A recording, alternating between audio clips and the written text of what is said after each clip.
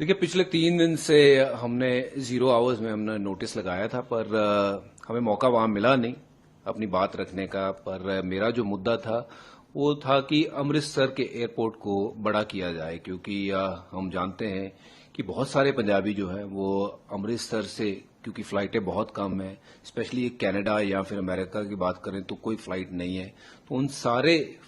जो हमारे पंजाबी हैं उनको पहले दिल्ली आना पड़ता है, वहां पेट्रोल का खर्चा लगता है, दिल्ली आके फिर होटल का खर्चा लगता है, और यहां से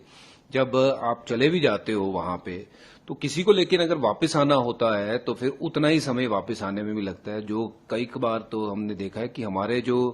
लोग हैं वो अपने दुख सुख में भी शामिल नहीं हो सकते हैं। तो एक तो टर्मिनल को बड़ा किया जाए अमृतसर के, और साथ ही साथ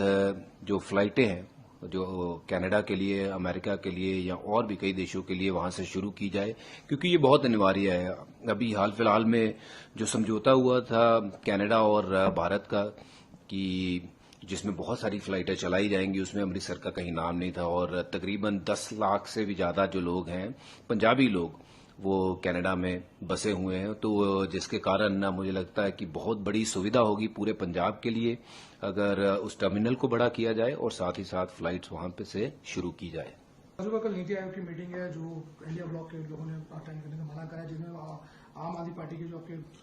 सीएम है पंजाब के, उन्होंने भी कहा है कि वो लोग पार्ट नहीं लेंगे इस मीटिंग में। जी बिल्कुल, क्योंकि नीति आयोग में ना शामिल होना, भगवंत मान साहब का भी मैं बयान पढ़ रहा था और बाकी के भी जो बड़े लीडर हैं उनका भी बयान आ रहा था कि वो शामिल नहीं होंगे, और ये बिल्कुल सही भी है क्योंकि बजट जो है वो उतना सेटिस्फाइंग नहीं है, और जिसके कारण वहां पे जाके शामिल होना, फिर अपनी बात रखने का कोई वो बनता नहीं है। तो मुझे लगता है ये बिल्कुल सही निर्णय है और हम अपनी पार्टी के साथ स्टैंड करते हैं इस निर्णय में। तो बजट को भी आप किस तरह देख रहे हैं? जो बजट देखिए, बजट में बहुत सारी चीजें अच्छी हो सकती थी, पर ऐसा कुछ सिग्निफिकेंट नया कुछ हुआ ही नहीं है। महंगाई जो है वो दर बदर बढ़ती जा रही है, और बहुत सारी जो उम्मीदें थी कि पढ़ाई के क्षेत्र में या फिर आपके गैस के क्षेत्र में या फिर बाकी के भी जो नॉर्मल निजी जीवन में जो आपके चीजें रोज लगती है, उसमें कहीं ना कहीं आपको देखने मिलेगा कि कटौती हुई होगी, बट कहीं कटौती नहीं हुई है, उल्टा बढ़ा ही है। बुजुर्ग, लेकिन बजट में जो है जिस तरह ये आरोप लग रहे हैं कई स्टेटों को कुछ नहीं दिया गया है, सिर्फ जहां पे सरकार नहीं है बीजेपी की वहां पे कुछ ही दी गई है। बिल्कुल, आप देखिए पंजाब को क्या दिया गया है। पंजाब को तो इस बजट में कुछ भी नहीं दिया गया है, और जो किसान हमारे इतने दिनों से वहां पे बैठे हुए हैं उनके लिए क्या दिया गया है। तो मुझे नहीं लगता है कि ऐसा भेदभाव होना चाहिए, क्योंकि पंजाब एक ऐसा प्रांत है जो